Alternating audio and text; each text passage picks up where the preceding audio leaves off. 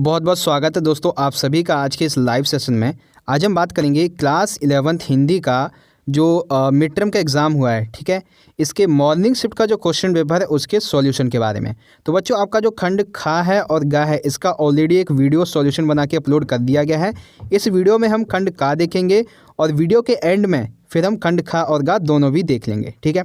तो चलिए स्टार्ट करते हैं, लेकिन स्टार्ट करने से पहले इस लाइव लिंक के अपने सभी दोस्तों के साथ शेयर कर दीजिए ताकि वो भी इससे ज्वाइन हो जाए।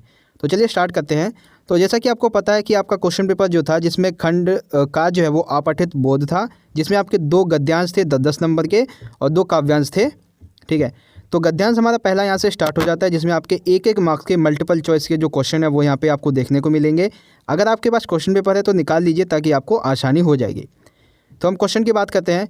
क्वेश्चन नंबर फर्स्ट है हमारा, मानव जीवन को प्रभावित करने वाला कारक कौन सा है? तो इसका राइट आंसर है मानव की सोच मानव जीवन को प्रभावित करती है, ठीक है।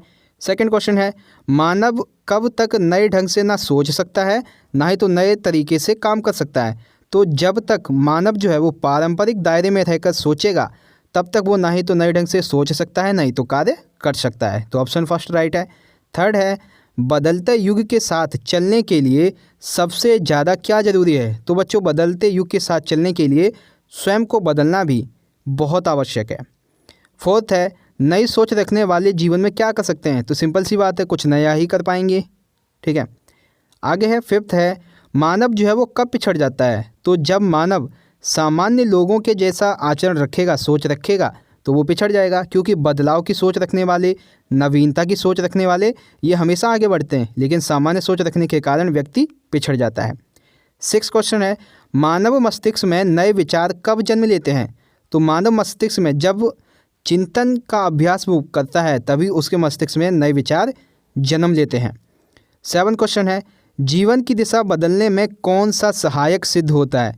तो जब तक व्यक्ति पार्श्व चिंतन नहीं करेगा तब तक उसकी जीवन की दिशा नहीं बदल सकती है। तो ऑप्शन सेकंड हमारा राइट है। क्वेश्चन नंबर 8 है, सफलता मानव जीवन से कब दूर भागती है? तो जब भी व्यक्ति समस्या को देखकर भावावेश में बहने लगे, यानी कि जब व्यक्ति के सामने समस्या आए और वो भागने लगे उस समस्या से डरकर, तब जो सफलता होती है वो उसके जीवन से दूर भागती है, ठीक है। तो ऑप्शन फर्स्ट हमारा राइट हो जाएगा। क्वेश्चन नंबर 9 है, लेखक के अनुसार चिंतन क्या है? तो लेखक के अनुसार बच्चों चिंतन जो है वो बुद्धि का प्रयोग है, ठीक है। बुद्धि का प्रयोग ही चिंतन कहलाता है।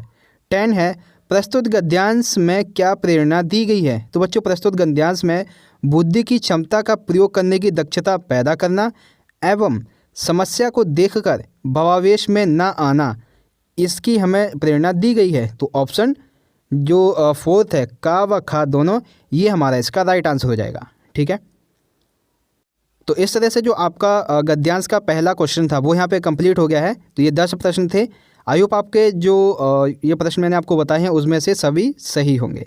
अगला है बच्चों हमारा अथवा में जो आपका गद्यांश दिया हुआ है इसकी बात कर लेते हैं। इसमें आप कितने प्रश्न सही करके आए हैं वो देख लेते हैं, ठीक है। तो यहाँ पे देख सकते हैं ये गद्यांश आपका यहाँ पे पूरा का पूरा दिखाया जा रहा है ताकि आपको आसानी हो इसको देखने में। क्वेश्चन नंबर 11 है, मददगार बनने हेतु किस बात की आवश्यकता होती है? तो बच्चों मददगार बनने के लिए सिर्फ स्नेह भरा दिल ही काफ़ी होता है।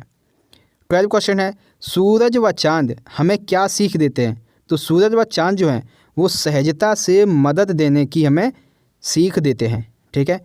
आई होप क्वेश्चन नंबर 12 आपको समझ में आ गया होगा। अगला क्वेश्चन देखते हैं। क्वेश्चन नंबर है 13, सच्चा मददगार कौन होता है? तो प्रेम में डूबा हुआ व्यक्ति सच्चा मददगार होता है। 14 है, मददगार होने का क्या लाभ है? तो बच्चों मददगार होने का जो लाभ है उसके संदर्भ में मन मस्तिष्क का जो गुण होता है वो क्रियाशील हो जाना राइट है। मददगार व्यक्ति के लिए कार्य क्षमता में वृद्धि हो जाती है, ये भी राइट है। तो ऑप्शन फोर्थ हमारा इसका राइट ऑप्शन हो जाएगा। क्वेश्चन नंबर है 15, मददगार बनने से जीवन में क्या प्राप्त होता है? तो मददगार बनने से संतुष्टि व परम आनंद प्राप्त होता है। 16 है, लालसा का क्या परिणाम जो है वो परिलक्षित होता है, यानी कि लालसा का क्या परिणाम होता है?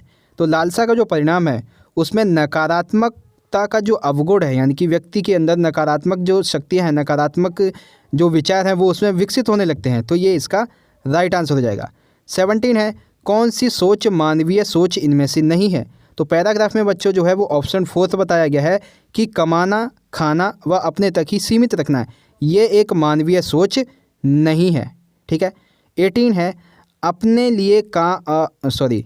लिए कमाना व अपने तक सीमित रखने की सोच किस प्रकार की जो विचारधारा है उसकी जननी है। तो ये जो है वो पागलपन, झगड़ालू स्वभाव, इन दोनों की जननी है। तो यानी कि ऑप्शन 4 का व खा दोनों ये हमारा राइट है। 19 क्वेश्चन है स्वार्थी प्रवृत्ति मानव को किन गुणों से वंचित कर रही है। तो जो स्वार्थी प्रवृत्ति है वो व्यक्ति को सहज भावुकता से, मानवीय संवेदनाओं से, यानी कि ऑप्शन 4 हमारा इसका राइट आंसर हो जाएगा। क्वेश्चन नंबर है 20 तन मन को सेहतमंद रखने हेतु मानव को क्या करना चाहिए। तो इसका राइट आंसर है ऑप्शन नंबर 2 मानवता की महक को जिंदा रखना चाहिए। ठीक है, सॉरी, इसका जो राइट आंसर है वो ऑप्शन 4 होगा कि मददगार बनना एवं मानवता की महक को जिंदा रखना। तो ऑप्शन 4 जो है हमारा ये इसका राइट आंसर हो जाएगा। ठीक है, तो यहाँ पे आपका जो खंड का के ये जो 2 प्रश्न थे, ठीक है, अपठित बोध के गद्यांश वाले, ये आपके यहाँ पे कंप्लीट होते हैं। ठीक है, अब हम बात करेंगे बच्चों आपके काव्यांश की। तो काव्यांश आपका यहाँ पे दिया हुआ है, 2 काव्यांश होंगे। तो ये आपका पहला काव्यांश है जिससे आप पढ़ सकते हैं वीडियो को पॉज करके। अगर आपके पास क्वेश्चन पेपर है तो उसे निकाल सकते हैं ताकि आपको आसानी हो। 21 की हम बात करते हैं। 21 है कि शक्तिशाली व्यक्ति डैश युक्त होने पर पृथ्वी में धंस जाता है। तो जब भी शक्तिशाली व्यक्ति के अंदर अभिमान आ जाता है, यानी कि उसके अंदर घमंड आता है, तो वो पृथ्वी में धंस जाता है। 22 है पेड़ अपने आप को विद्रोही क्यों मानता है। तो पेड़ जो है उसके अकॉर्डिंग भूमि के नीचे की ओर खींचने के कारण वह स्वयं को विद्रोही मान रहा है। ठीक है, अगला है 23 है विद्रोही हैं हमी। यहाँ पे जो हमी शब्द है वो किसके लिए प्रयुक्त किया गया है। तो यहाँ पे जो है वो वृक्ष के लिए उपयुक्त हुआ है। ठीक है, सॉरी, यहाँ पे जो विद्रोही शब्द है ये बेसिकली वैसे तो इस काव्य में जो वृक्ष है उसके लिए है, लेकिन जो अभिमानी व्यक्ति है उसके लिए जो अगर हम अर्थ निकालते हैं तो इसका राइट ऑप्शन जो है वो अभिमानी व्यक्ति कहलाएगा। ठीक है, 4 हमारा राइट है। 24 है मातृभूमि के लिए किस प्रकार के व्यक्ति को उपयुक्त बताया गया है। तो मातृभूमि के लिए कठिनाइयों का सामना करने वाले व्यक्ति को एवं दृढ़ निश्चयी होकर जीने वाले व्यक्ति को मातृभूमि के लिए उपयुक्त बताया गया है। तो ऑप्शन 4 हमारा इसका राइट आंसर हो जाएगा। ठीक है, नेक्स्ट है क्वेश्चन नंबर 25 कवि ने किसे दहन भूमि के योग्य बताया है। तो बच्चों कवि ने आत्मावल होकर प्रतिक्षण गिरने वाले को, यानी कि आत्माबल उसका जो खत्म हो जाए या खो जाए, तो उसके बाद जब वो व्यक्ति निराश होने लगता है, प्रतिक्षण गिरने लगता है, तो उसे दहन भूमि योग्य बताया है। ठीक है, क्वेश्चन नंबर है 26 काले बादल का वृक्ष की चोटियों का अभिषेक करने का क्या अर्थ है। तो इसका राइट आंसर है वृक्षों को गर्जना से नष्ट करना। ठीक है, काले बादल का वृक्ष की चोटियों का अभिषेक करने का अर्थ ये है। अगला प्रश्न देखते हैं, क्वेश्चन नंबर 27 प्रस्तुत काव्यांश में कवि के द्वारा क्या प्रेरणा दी गई है।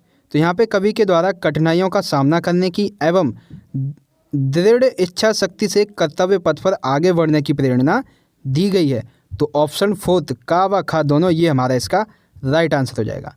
28 की बात करते हैं, इस काव्यांश में विद्रोह के साथ कौन सा भाव प्रमुख है। तो यहाँ पे है त्याग व समर्पण का। ठीक है, ऑप्शन 1 हमारा इसका राइट आंसर है।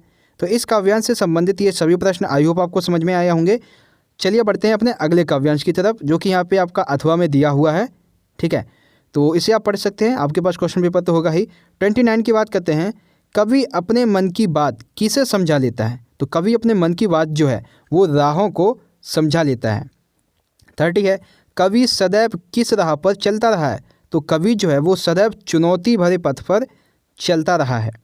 ठीक है, 31 है अंतिम पंक्ति में लहरों से टकराने का क्या अर्थ है। तो बच्चों अंतिम पंक्ति में लहरों से टकराने का अर्थ है जीवन पथ की जो चुनौतियां हैं उनको स्वीकार करना और उनसे लड़ना। ठीक है, ऑप्शन 3 हमारा राइट है। 32 है काव्यांश से हमें क्या सीख मिलती है। तो बच्चों इस काव्यांश से हमें ये सीख मिलती है कि कभी भी परिस्थितियों के सामने हमें अपने घुटने नहीं टेकने चाहिए, ठीक है। लेकिन यहाँ पे जो है वो है ऑप्शन नंबर थर्ड, जीवन पथ पर निर्भय होकर चलने के, यानी कि कितनी भी परिस्थितियाँ हैं, कुछ भी आपके साथ हो जाए, लेकिन आपको हमेशा अपने जीवन पथ पर निर्भय होकर चलना है, ठीक है। ऑप्शन थर्ड राइट है। 33 है, मैं अपने मन का राजा कहने से कवि का क्या आशय है। तो कवि जो है वो ये कहता है कि अपनी स्वतंत्र चेतना बनाए रखना एवं अपनी इच्छा के अनुरूप कार्य करना। तो ऑप्शन फोर्थ हमारा इसका राइट हो जाएगा, का व गा दोनों। 34 है, कवि ने अपने स्वभाव की किन विशेषताओं का उल्लेख किया है। तो कवि ने यहाँ पे जो है वो स्वाभिमानी एवं संघर्षशील, इन विशेषताओं का उल्लेख किया है। अगला 35, कवि ने इस काव्यांश में पाठक वर्ग को क्या प्रेरणा देता है। तो प्रेरणा वो ये देते हैं कि विपरीत परिस्थितियों में भी निरंतर संघर्ष करते रहना चाहिए, परिस्थितियों को अपने अनुकूल बनाने के लिए संघर्ष करना चाहिए, ठीक है। तो यहाँ पे जो है वो है ऑप्शन फोर्थ, का व खा दोनों, यानी कि विपरीत परिस्थितियों में निरंतर संघर्ष भी करना चाहिए एवं परिस्थितियों को अपने अनुकूल बना लेना चाहिए। 36 है, मधुमस्त फुहारे सावन की यहाँ पे किस बात का प्रतीक है। तो मधुमस्त फुहारे सावन की जो है वो इस बात का प्रतीक है कि सांसारिक आकर्षण, ठीक है। तो ऑप्शन फर्स्ट हमारा राइट है। तो यहाँ पे जो है वो आपके काव्यांश वाले जितने भी प्रश्न थे, गद्यांश वाले जो प्रश्न थे, वो आपके यहाँ पे कंप्लीट हो जाते हैं। एंड जो मेरी फर्स्ट वीडियो है, अगर आपने उसमें देखी हो तो आपके खंड खा और गा को हमने भी उसमें कर लिया था। तो चलिए हम एक बार फिर से 2 मिनट का समय निकाल के इस वीडियो में भी इसे हम कंप्लीट कर लेते हैं, जिन बच्चों ने वो वीडियो नहीं देखी है, स्पेशली उनके लिए। तो चलिए स्टार्ट करते हैं। और अब हम जो स्टार्ट करने वाले हैं, जो कि आपका खंड खा है और गा है, ठीक है। तो ये हम ऑलरेडी बच्चों सॉल्व कर चुके हैं। अगर आपने वो वीडियो नहीं देखी है तो लिंक आपको डिस्क्रिप्शन बॉक्स में मिल जाएगा, वहाँ से ज़रूर देखिएगा, ठीक है। तो फिर भी हम एक बार आपको क्वेश्चन के आंसर बता देते हैं। 37 का राइट आंसर है बच्चों ऑप्शन फर्स्ट, डायरी लेखन। 38 का राइट आंसर है ऑप्शन नंबर सेकंड, शोध। 39 का राइट आंसर है ऑप्शन नंबर फर्स्ट, महर्षि नारद। 40 का राइट आंसर है ऑप्शन नंबर फोर्थ, का व खा दोनों। 41 का राइट आंसर है option number second, sting operation, ठीक है। आगे देखते हैं क्वेश्चन नंबर 42 है।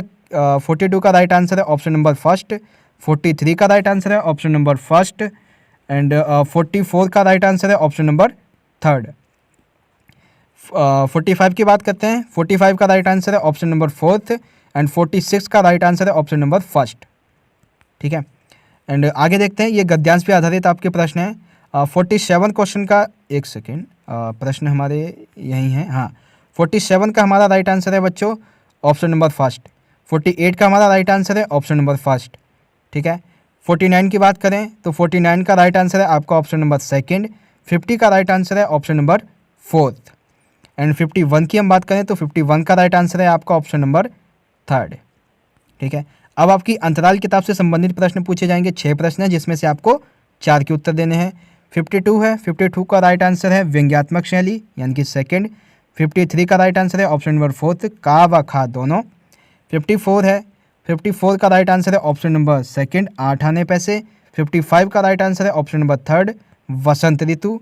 56 का बच्चों राइट आंसर है ऑप्शन नंबर सेकंड, गोपियों का मुरली के प्रति ईर्ष्या भाव। 57 का राइट आंसर है ऑप्शन नंबर सेकंड, सद्भावना व सदाचार की राह पर, ठीक है। तो आगे देखते हैं, आगे है आपकी अंतराल किताब से संबंधित प्रश्न। अंडे के छिलके के लेखक जो है, एकांकी के लेखक कौन है? मोहन राकेश हैं। गोपाल सिगरेट पीता है, ये बात किसको पता है? तो ये बात जो है वो भाभी राधा को पता है। 60 क्वेश्चन है, अंडे के छिलके एकांकी का प्रत्येक पात्र कैसी जिंदगी जी रहा है? तो ऑप्शन सेकंड इसका राइट आंसर है, एकांकीपन। 61 है, अंडे के छिलके एकांकी का मुख्य रूप से किस बात को इसमें उभारा गया है? तो परंपरा व आधुनिकता के द्वंद्व को इसमें उभारा गया है। 62 है, एकांकी के पात्र में जो अम्मा है उनका क्या नाम है? तो बच्चों उनका नाम है जमुना, लेकिन यहाँ पे जमुना दिया हुआ है, तो हमारा ऑप्शन फर्स्ट इसका राइट आंसर हो जाएगा। तो इस तरह से आपका पूरा का पूरा क्वेश्चन पेपर यहाँ पे सॉल्व कर दिया गया है। और बच्चों जाते जाते इस वीडियो के एंड होने से पहले अपने कमेंट में जो आप कमेंट एक करेंगे उसमें अपने ऑप्शन मतलब जो आंसर हैं आपके कितने आ सकते हैं वो हमें ज़रूर बताइएगा, ताकि मुझे भी पता चल जाए कि जो स्टूडेंट्स हैं उनके नंबर कितने आ सकते हैं। तो आई होप बच्चों वीडियो अच्छी लगी है, वीडियो अच्छी लगी तो लाइक कीजिएगा, ज़्यादा से ज़्यादा अपने सभी दोस्तों को शेयर कीजिएगा। मिलेंगे नेक्स्ट वीडियो में, तब तक के लिए आप पढ़ते रहिए, अपना ख्याल रखिए। धन्यवाद। जय हिंद, वंदे मातरम।